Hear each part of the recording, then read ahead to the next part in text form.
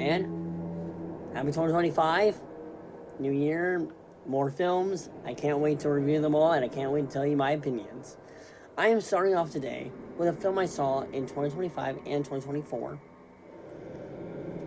And the film is called Nosferatu. It was done by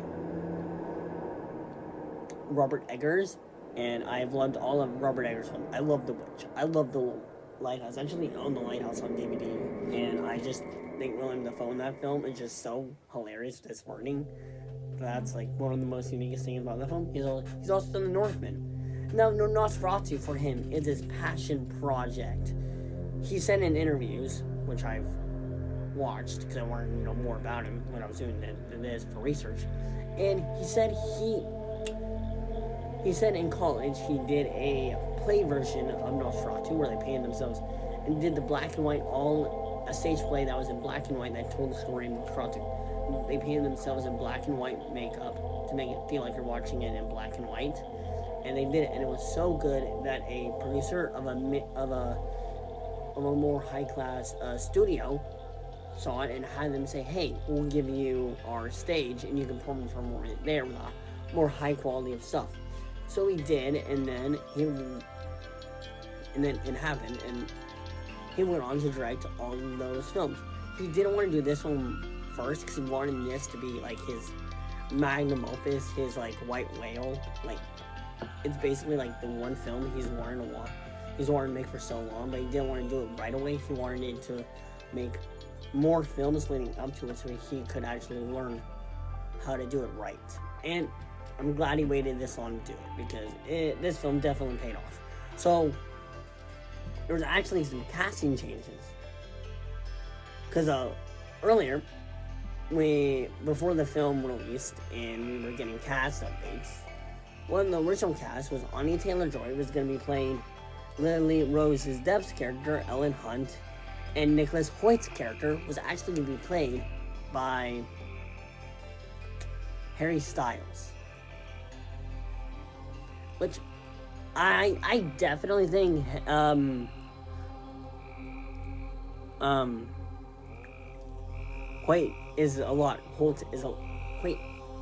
Holt is a lot better. So I said Hoyt, I meant to say Holt, but Nicholas Hoult, I think, does a really good job. I've loved him in his two other films that came out in December. I watched The Order, which I loved because that one talks about the rising of white nationalist terrorist groups in America, and I just found that to be interesting, so I watched it, and that's an amazing thriller with Jude Law in it, and phenomenal. And then Juror Number 2, where he plays a juror on a crime scene that he's involved with, but no one knew he was involved with it, and he has this guilt that's just in him, knowing that he's part of it, and no one knows that.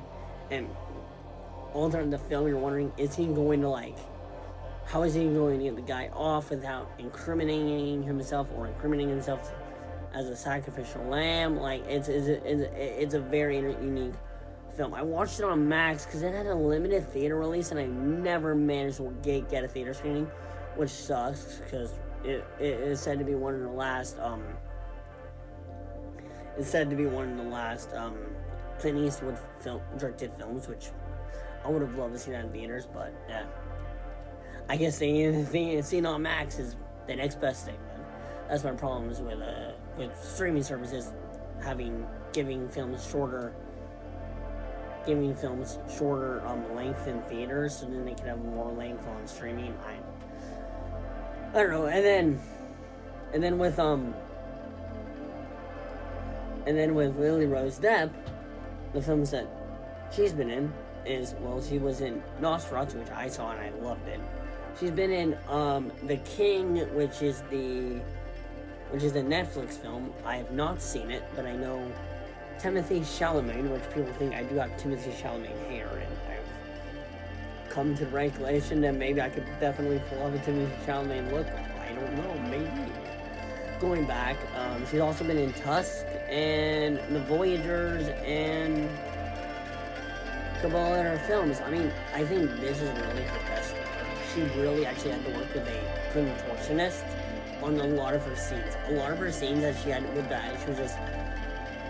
I'm not gonna spoil it, but this film is definitely interesting on how it bases herself around her. She is practically the main character in this film, and and um and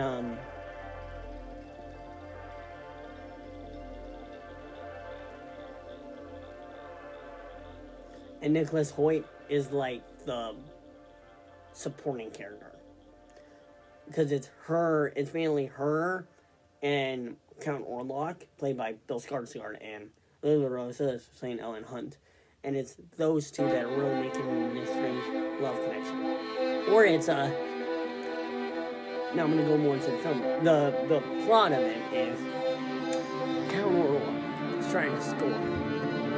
Let's just say Count Orlok definitely shows off his game, or how the Gen Alpha, Gen Z, late Gen Z kids say,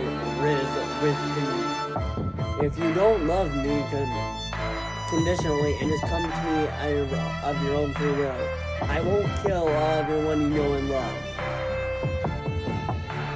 Yeah, it's like he's the most red flag person ever. He tries to be the most... Yeah. And he's also known for bringing a plague of rats. Yeah, this one uses 2,000 rats for a lot of her scenes. And if you have a ratophobia, this film is not for you, right? Nope. And yes, that is very unique. Like, there's a lot of scenes throughout the film that are definitely squeamish. That definitely, if you have a light stomach, if you get scared easily, it will scare you. If you don't really get scared by a lot, you'll practically be on the edge of your seat wondering what's gonna happen next.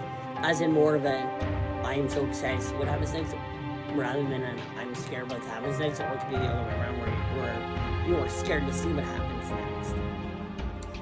And less of a, I just want to know what happens next. Like, yeah. But yeah, I mean, the film is great. I mean, and then you get one of my favorite characters. I like what Willem Dafoe's character is. He has some of the most goofiest lines, and he's a cat lover. He's a cat lover. All the animals you see in this film are actually real life. They did not CGI in any animals. And they practically had to shoot this over in Europe, like around, like all in Romania. Like they had to shoot in Romania, which I am glad they tried to shoot it as close to the real life location as possible, or like where it actually was in the silent film, which is very unique. Also, Willem Dafoe also played the Dracula in the 1970 remake of Nosferatu, which I have not seen. I have not seen that one. I've only seen the original, and I've seen this one. And comparing the original to this one, I think it's a great adaptation. And if you're looking for how to adaptate horror films, this film is probably the perfect film to do. I am excited to see if this one gets nominated for Oscars, because I definitely could see Best Makeup Design, Best Cinematography, maybe Best Score, and maybe Lily Rose Depp gets nominated for Best Actress nomination for this film. She basically carries this film. I've not seen a lot of her work. I have not, but from what I have seen, I think she's a pretty great actress. And I have to say, this one definitely is very unique. Although I do rate it an 8.5 out of 10, just because this film does have some minor flaws. But if you look back on them, they do pull me out of the film. But on my second watch, they didn't hurt as bad as when I originally saw it, but they still do make very little sense. These are just changes that are just small ones that don't really impact the plot, but they impact my personal experience. Also, when I was watching it with my uncle, we received a family, like, we're talking 2 adults and 2 kids, maybe 10 years old. 10 years old. And they sat right in our row. And this is Nosferatu, a horror film. Rated R for a reason. And you're gonna bring the whole family, and you're gonna sit in her lane. That was definitely very unique that I was able to, that I was seeing. Like,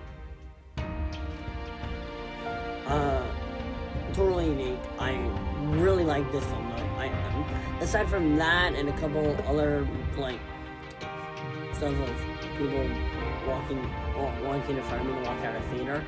Nothing too pulled me out of the theater except for that. But yeah, that was my review of Nosferatu. I hope you guys enjoyed it, and Happy New Year, and have a great year 2025.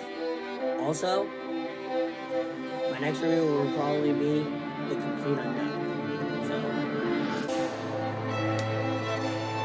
live life.